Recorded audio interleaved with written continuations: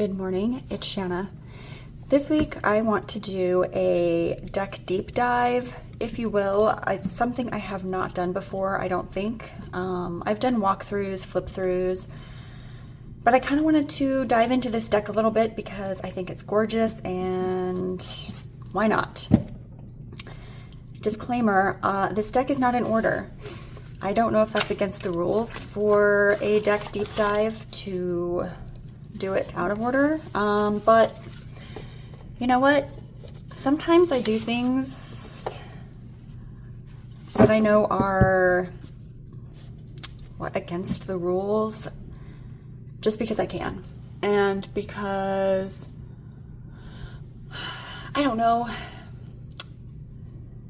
because I've always been told you should follow the rules, point blank period, and sometimes I just don't want to. Okay, I don't want to put in order, I don't want to take the time, I just want to sit here and record the thing. So we're gonna go out of order.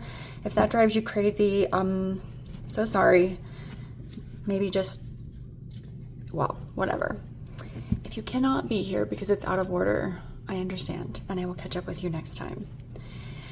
So let's just get right into this. Am I recording? Yep, good thing. Okay. 6 of Fire, 6 of Wands. Okay, so I guess there could be a few times where I might pull open the guidebook just because maybe I want to know more about the art, but I'm just going to go solely off of intuition, what the image says to me and what I'm getting from it. So 6 of Fire, 6 of Wands, the recognition. I kind of feel like this is what happens after you've been recognized. You know, the quiet at the end of the day, you've taken off your crown, you've been hailed, you've been given the medal, and now it's just you and your thoughts. And how are you going to handle it? You know, are you going to handle it with grace? Are you going to put yourself down? You know, is it one of those days where you're just like, well, yeah, everybody loves me, but why? What is it about me? Like, why me? Because actually I suck and I don't know why everyone likes me. Is it that kind of day? Or is it the kind of day where you're like, yeah, I am that kind of, you know, amazing person and I do deserve all the recognition. That's what I'm getting from this. This is the aftermath of the celebration of you. All right, 5 of Earth, 5 of Pentacles. This is a setback. So it looks like this little frog is on his back. He's been flipped over. You know what, I'm gonna get out my magnifying glass. And we're just gonna take a closer look here, but let me clean it off a little. And we will hope we can see that in there. Okay, so I'm gonna take a quick look here. Yeah, so he's upside down. We've got a butterfly, a dragonfly, a second butterfly. A snail.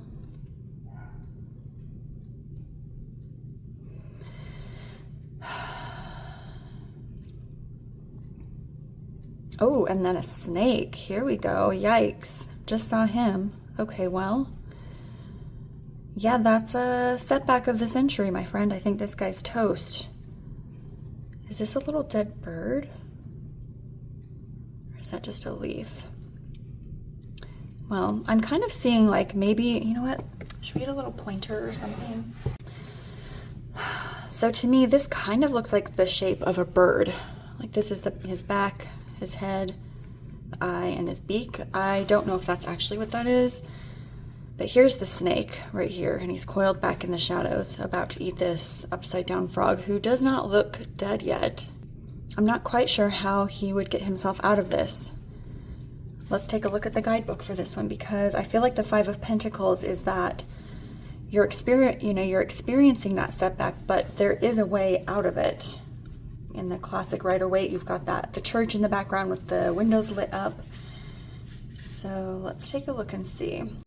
So it says the Five of Earth is represented through the snake's resilience, the butterfly's perseverance, and the frog's stillness. It embodies the interplay of darkness and light, a flicker of hope. The promise of change or renewal after hardship is a complex journey. So I suppose rather than looking at the frog as the main character, we're looking at the snake as the main character. You know, has he been hungry and he's been waiting in these shadows for days, and now, you know, his opportunity has finally arisen, as you will, and he's going to eat well. It's funny, sometimes I do forget that, just, I don't know, like, this feels like the main figure, but what's lurking in the shadows can sometimes be that main figure, and I do tend to forget that, so I'm glad I pulled out the book for this one. The Nine of Water, or Cups. We get that blissful self-satisfaction. I think the idea is that we've been able to bring our garden in, bring all of our hard work into the home to where we can enjoy it, you know, for the time being, as a reminder of all the hard work we've put through, or we put out into the garden throughout the season. The Lovers, the Commitment. I feel like in order to be these flowers, you have to have very deep roots. You have to be committed to withstanding these, you know, the free-flowing waters. And I feel like the roots down here can kind of symbolize the chains in the original Rider-Waite, where the devil, you know, has the lovers chained to him. So I feel like the roots are the chains. And they could potentially let go, but it's, you know, they've made that commitment to be here and make their life here. The Fool is a backpack. Looks like we've got feathers here. Honestly, this looks like a cat toy, but I'm quite certain it's not. So let's pull this open.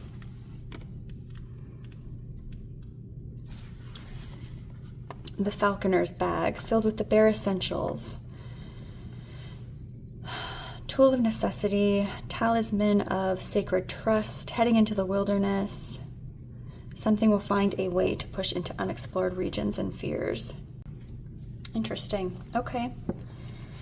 So then it would seem that the falconer obviously is unseen here, and he's released his bird in the hopes that he does one day come back to him. It's never guaranteed, is kind of what the book says. But he does have all of the things he needs for this particular quest. The Knight of Air, Knight of Swords.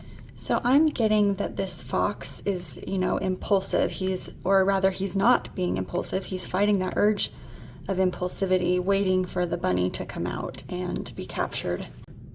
Okay. Page of Earth. Page of Pentacles. So here we've got this rabbit up on his hind feet. So the Page of Pentacles, or Earth, for me is kind of that determination, sticking to it, stick-to-itiveness. Is that a word? So yeah, simply being mindful, listening, being aware, watching, being aware enough of your surroundings to feel safe in this moment. Strength, which to me is what? Resilience, I believe, is the key word that I like to use. And obviously this is probably not, you know, it's not a unique interpretation, but I like to think of it as our shadow card, that, you know, that this, whatever it is that we're taming is our shadow. Someone mentioned it, I don't know, 1.5 years ago, and I've adopted that imagery when I see this card. So to me, it looks like a witch almost, with her broom on, you know, obviously on the goat, riding into somewhere. And the shadow doesn't look like a goat shadow to me. To me, it looks more like a panther maybe, or a lion, which is interesting. Oh. So here's a shadow here. They've got their long bony fingers out here catching up to this lion shadow. Interesting. So maybe this is kind of a dreamscape where, you know, they're writing, they're doing their daily ins and outs activities, but just beneath the surface, their shadow's always following along. And so it's maybe a play on consistently minding your shadow, consistently keeping it that tempered. Interesting. Okay. The Guardian. What is this going to be? What card is this? Okay, so this is the Emperor. The pine trees stand as faithful guardians, towering and timeless. The pines mark boundaries between the divine and the mundane, the wild and the tamed. This is a beautiful card. This reminds me very much of the majestic earth. You know, you've got these huge pines. They're the guardians of the forest. You've got this sun here that sort of rules over this space, this realm.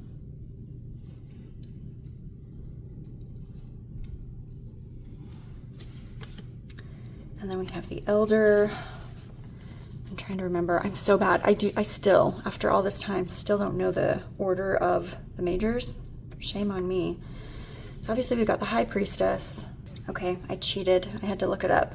It's the Hierophant. So with the Elder, we've got cloaked in heavy furs, a figure leans over an old leather-bound book. So I feel like even without looking at the guidebook here, now that I know what the card is, we've got this study manifesto. Is it a Bible? Is it a journal? Is it some kind of scholarly papers? But we've got this figure here. He's got his glasses, and it looks like maybe he's just wrapping up for the night. Now he's contemplating what it is he just studied. I really love his hat up here. I feel like that sort of symbolizes like all of the education and the potentially spiritual or religious information that he's absorbed and is now able to put out into the world. Oh, looks like we've got like maybe a world globe here as well. I really like the look on his face, and I like how calmly his hands are clasped one over the other. Queen of Fire or Wands. I mean, look at her face. If that doesn't say self-assuredness, I don't know what does. She's calm, she's relaxed, she has no fear, but her ears are perked backwards. If you have cats, if you're familiar with cats, this is definitely the what position of ears when they're listening. They don't want you to know they're listening, but they are listening. And despite that, she's obviously not hearing anything at the moment, and she's quite comfortable with herself and in her environment. Six of Air or Swords. So that one's going to be the escape. And I feel like this reminds me of something. I'm not sure what. Anyway, so I guess this is kind of your pathway. It's rickety, it's scary, but you can see there is an end to it. You just have to get there. And you're here at the precipice of taking that first step into your escape and just trusting that whatever is here is going to be better than where you're currently at. I love the flow of water kind of coming, against you or towards you. So even though that journey might be difficult, obviously it's going to be rickety and risky. It's something that you have to take. You have to kind of go through this shadow area into the light. Nine of Earth, Nine of Pentacles. Oh, this is so pretty. And I'm seeing just the fruits, the vegetation, leaves. I'm not seeing any animals in this one.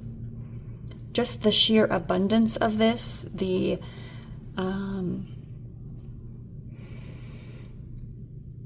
idea that you have created this and now you are comfortable in it, you know, in your life because of all of these things that you've provided for yourself. You know, you did all the hard work and now you're here and you're able to enjoy it.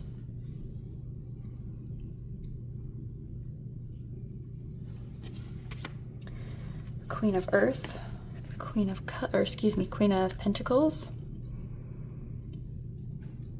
Interesting. I wonder if maybe she's been sheared here. The Queen of Earth, the caretaker. Let's take a peek at the guidebook. So it says, the peaceful countryside, a sheep lies nestled in the golden grass, its thick wool comforting against the earth. Grown over the long months, the wool holds a story of slow, purposeful progress. Each fiber carries the countless seasons and the history of provisions with every shearing. Deliberate, consistent efforts are needed to guard the fragile balance of life and lead every action that feeds back into the cycle of growth and nourishment. So I think just living through those seasons of, you know, caring for yourself, caring for those around you, and being able to show that in an outward, physical way, I think is what I'm getting from this sheep with all her gorgeous and weathered wool.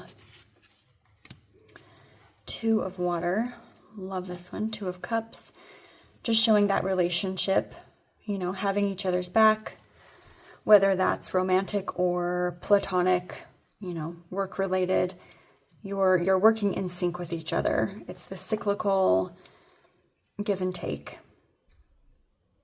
I think the Two of Cups to me is relatively straightforward. You know, you've got this abundance here where things are good. They're good right now. You know, good things are coming and good things are happening. So I love that. They're just beautiful. Page of Fire or Wands. Page of Wands. That adventure. I think this is beautiful. I think for me, the Page of Fire shows, it almost feels reminiscent of the Fool to me in a way. Perhaps more prepared than the Fool might be, but I feel like this one is sort of showing that even though they're excited to go, you know, the light is on their chest, they're headed in the right direction, they are somewhat reluctant to go. They know they're going, but they're looking back with some kind of longing or reminiscence or understanding that where they've come from is why they're able to move forward. Love this. I bet this deck would be really pretty with the Hush Tarot, which I no longer have. All right, the Eight of Fire, Eight of Wands, movement. Clearly they're moving away from something, somebody, whether that's a fire, a gunshot, some kind of predator. And it seems to me like maybe there's multiple predators here. We've got these shadows. I mean, they're obviously running this way, but they're looking that way. So to me, that says, you know, multiple things are coming out after you. And you're nervous, you're scared. But you know what? You are coming into the light away from the shadow. So to me, that says, you know, they're headed in the right direction. They're moving quickly and without much thought, but it is in the right direction. The Chariot. The Drive. This is interesting because this feels very confrontational, where you don't necessarily feel that the Chariot card is. Let's take a look at what the book says. Dirt and stones fly as the powerful horses' bodies clash and thunderous hooves strike rich earth. Intense confrontation is like the visual display of nerve and determination.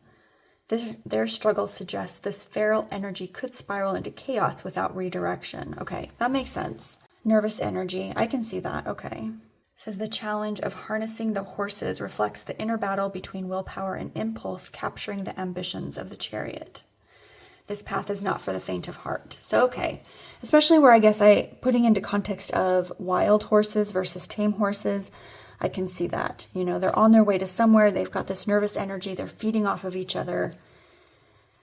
But in order to get where either of them wants to go, they've got to be resilient enough to look past this conflict. Page of Air or Swords.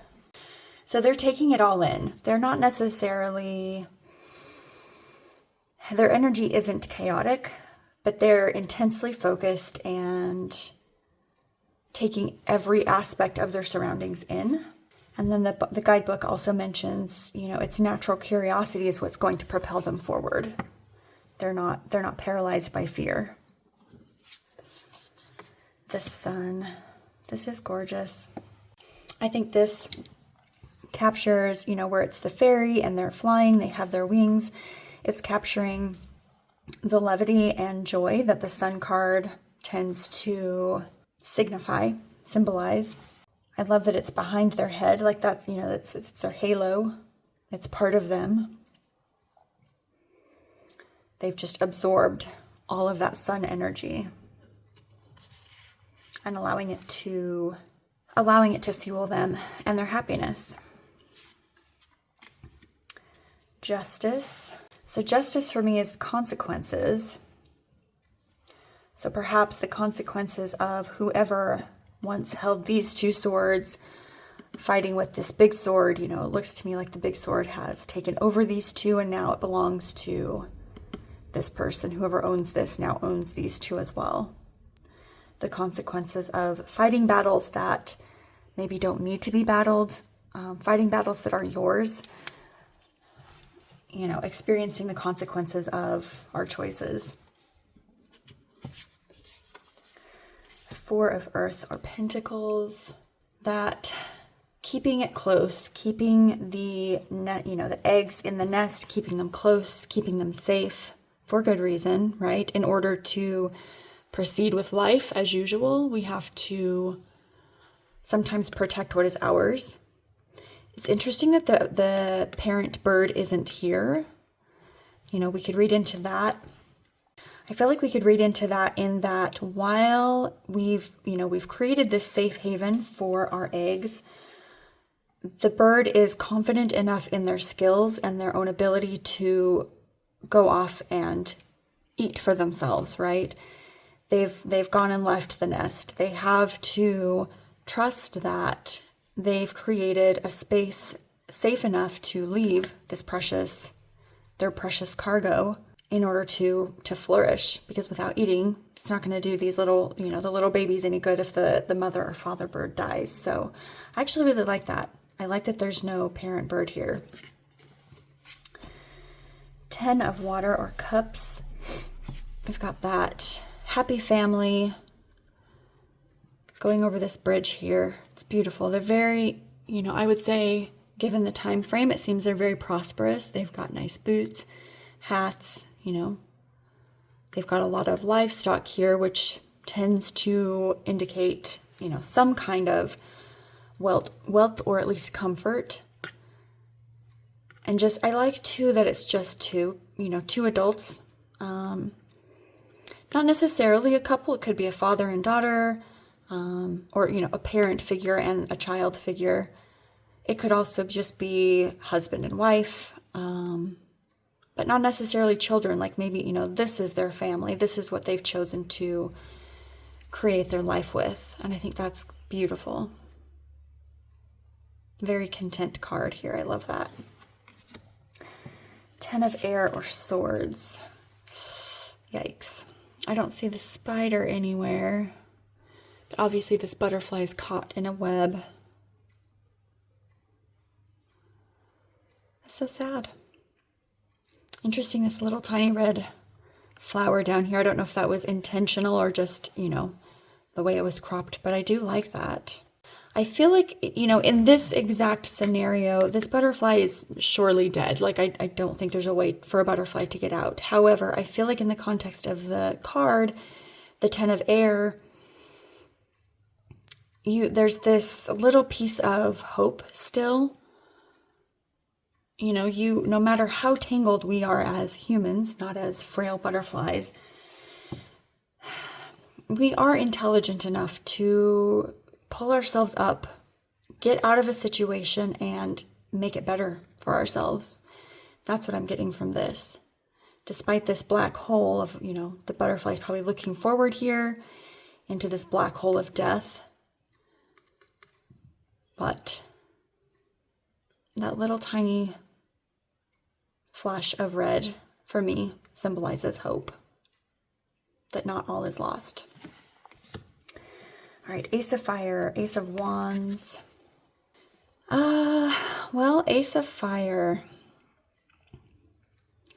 for me, it symbolizes potential. And I think what we're trying to get at here is that despite this tree being maybe struck by lightning or burned in a fire, all of the debris here is just, compost essentially for the ground beneath it. And so you're going to get a lot of new growth coming up despite the death of this particular tree. Actually, I might come back to that one. 8 of Air, 8 of Swords. This is a sad one. It looks to me like these two dogs are hunting this elk. Is this an elk? I think so. I'll be honest, I didn't know that dogs hunted elk. I knew that at one point they hunted fox. Maybe they still do, I don't know. But regardless, he's scared and feeling pinned in. But I feel like if he were able to get up on land again, he'd be able to stomp, kick, and probably outrun these two dogs. If there is, in fact, only two dogs. 7 of Earth or Air. Or excuse me, 7 of Earth or Pentacles. It seems like maybe this is some kind of something that people did. I don't know what, like threshing or something maybe? Let's look. So it says the vegetables lie in wait, a reminder that growth takes time and nothing worthwhile happens without patience. The vegetables, the copper pot, and the quietness of reflection all point to one truth. The reward is not just the outcome, but in the care and time invested along the way. I like that. That diligence of, planting the seed, watering it, watching it grow, and then harvesting it, getting it in the bowl, and keeping it for the winter ahead. They're in it for the long haul. 7 of Air. I love this one. 7 of Wands. So for me, it looks like it could be a couple different things, and I feel like it would depend on your reading exactly how you would interpret it. But this could be either the girl and her birds. Anyway, is it the girl and the bird and they're running away from something that's happened, something that's scary? Or are these birds chasing her away? Is she, are these her nightmare that she's running away from? Regardless, there's been some kind of, oh, there's even a 4th bird here. Some kind of kerfuffle over here. And we're all headed in this direction. She seems scared, trapped in a way, stuck in these brambles. So it says, this is not just a flight from the birds, but an escape from unseen consequences. Choices made in secret now cling like a web through the depths of the forest, as if the trees themselves remember. No cunning strategy comes without its price. So yeah, it sounds like the intent was that the birds are chasing her. Kind of her misdeeds here are chasing her down. 5 of Water, 5 of Cups, a loss. But there's no loss without a gain. The bones here are providing a haven for snails and bugs and all kinds of other food for these birds. We've got little snails, we have a frog. These bones have obviously been here for a very long time. We've even got human skulls here, which is interesting. But these birds seem very content. It's a beautiful card. Yeah, there is no loss without something also being gained. Two of air or swords. Making a decision of some kind. This bird, oh, I see what that original card with the Fool, that little bell that was on the backpack. Obviously, we knew it wasn't a cat toy, but it's what it reminded me of. It looks like that's the hood that goes on the falcon when they fly out, or I guess when they're with their person, the falconer. Some kind of decision here is being made. He looks scared, but maybe that's just a bird being a bird. It says they embody controlled power and authority. Their keen eyesight and poise hint at a constantly disciplined restraint over the wild forces within. It says each falcon is caught in a suspended moment of the hunt as if contemplating the next move, and this pause mirrors the clear insight and decisiveness the Two of Air requires. There's no room for doubt. The decision is final. Go. Interesting. Okay, well, there you have it. The seer, I believe, was the high priestess, but let's double check. Yes, the high priestess. So she just has this ethereal, I always say ethereal. That's how I thought it was pronounced until I heard someone saying ethereal, the ethereal visions tarot or whatever. Anyway, ethereal. She's here. She seems like she's almost between two worlds. This lighter world here and the darker world here. Says she's drifting like smoke amongst the trees, not entirely of this world. So it says they're in a guarded space of reflection and introspection, not a place of action or striving, but of receiving, of letting go of the need for control, which I really like that. I like where they're nude. They're open to the world around them. They're willing to take on whatever it is that comes at them. They're very vulnerable, but willing and accepting of that situation for themselves. And I also feel like where her ear is sort of, cocked up here, they're extremely aware. They're not here just out of, they're not here just out of chance. They've chosen to be here in this situation. The Tower. Got another cracked tree, which we can assume, given what it looks like here, is a storm. This has been hit by lightning, or at least in the classic card, one can assume that's what happened here. But we've got this base of roots that are just clinging on here, and it looks like maybe this is some kind of precipice or cliff. But if you know anything about trees, I feel like even when a tree sometimes does this, and maybe I could be wrong, but it seems like trees, if the roots are deep enough and solid enough, it would take a lot more than just this to kill it. And so, eventually after a few years, you're going to get these little sprouts of new growth. Something that will eventually bring in new roots, a new base, a new foundation. The Magician. I love this card. It's beautiful. We've got, it looks like what's kind of a layer. We've got our potions, all of our tools. We've got books here, specimen, all kinds of little, what are they called? Binkers? The little glass tubes that you put your concoctions in. We've got a skull up here on the shelf with more bowls. Looks like maybe what might be a rose up here.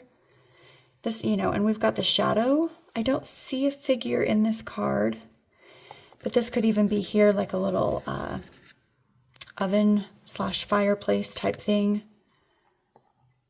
And it almost looks like there could be a figure back in the shadows here. But all you have to do is come back to what you know in order to get the result that you need or that you want. Because everything is here, right? The Sacrifice. I'm going to assume this is the Hanged Man. Again, I'm terrible at remembering what numbers are what for the cards. I'm going to assume that's the Hanged Man. It says the pigeon hangs above a book. its head resting on the textured surface. Its small form is like a vessel for knowledge. Its wings, which once beat against the sky, are now folded against its body, suspended in surrender. A life cut short, a reminder of the hunt, of death, of the relentless cycle that rules the natural world. Accept fate and release control. Detachment shifts the understanding of viewpoints, reworks patterns of old ways, and breaks barriers for perspectives to evolve. Interesting. So despite, everything that we do, things will change no matter what. Death will come to all of us. And having the understanding of that is the only way we can get through it. Coming to terms with that concept. Seven of Fire or Wands. Got some kind of defense happening here. Against what? I'm not sure. Maybe just against each other. Are these two white dogs? Oh, okay, is this a bear? It's not three dogs. Okay, so the two dogs are defending against this bear. That makes more sense. Interesting. I don't know that this little dog's gonna make it, but good on you for trying. That's all you can do, right? Oh, it's brutal. All right, Ace of Air, Ace of Swords. I feel like this is kind of reminiscent of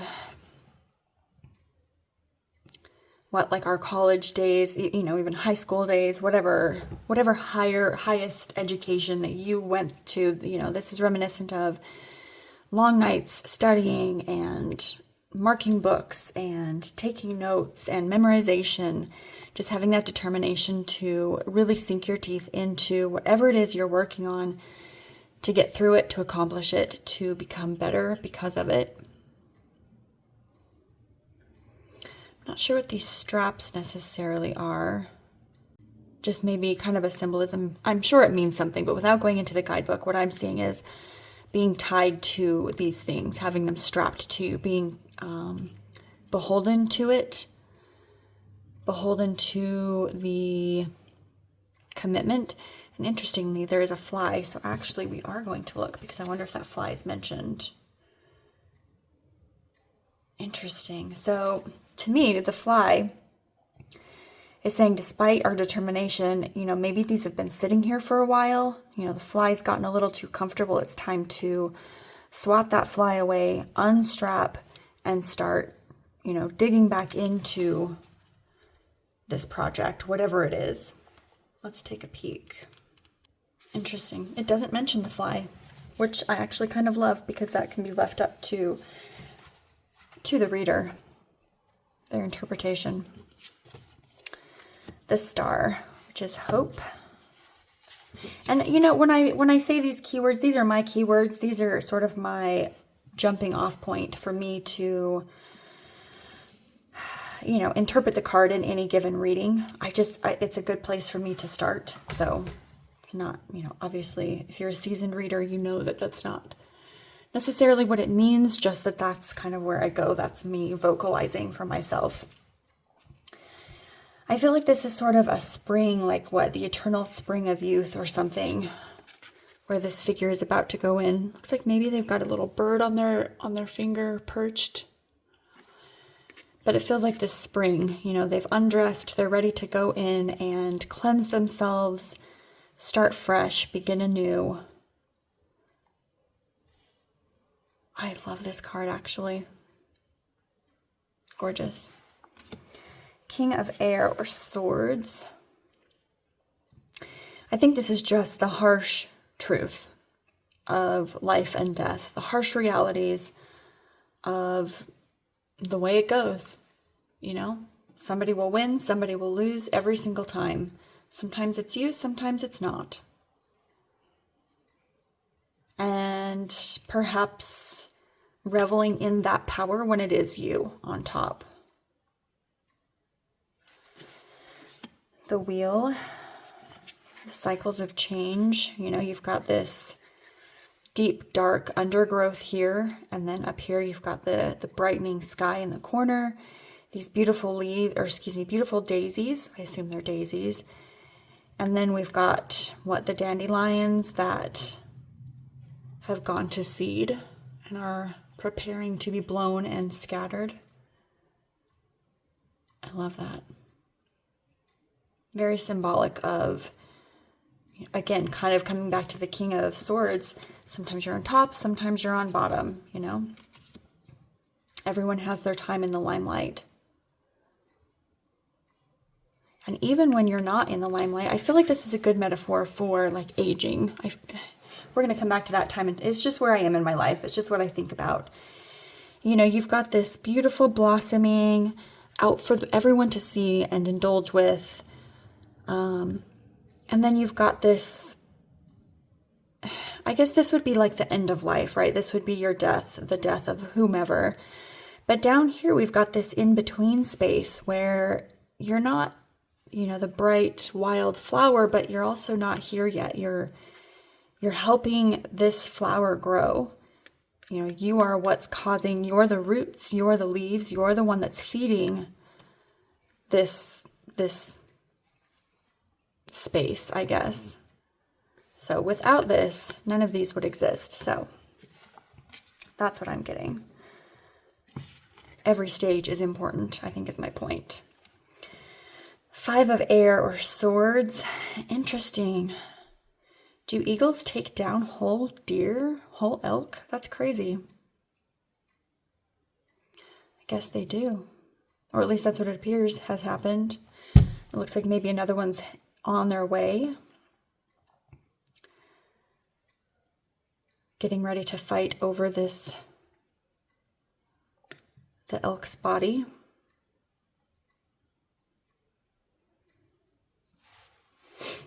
I guess the question here would be, you know, are they willing to share with each other during this, you know, whoever has taken this down, whether or not it's these 3 birds or not, whoever took it down, now it's up to them to decide, are they going to share this kill, or are they going to sit here and fight about it while something else sneaks up behind and takes it for their own?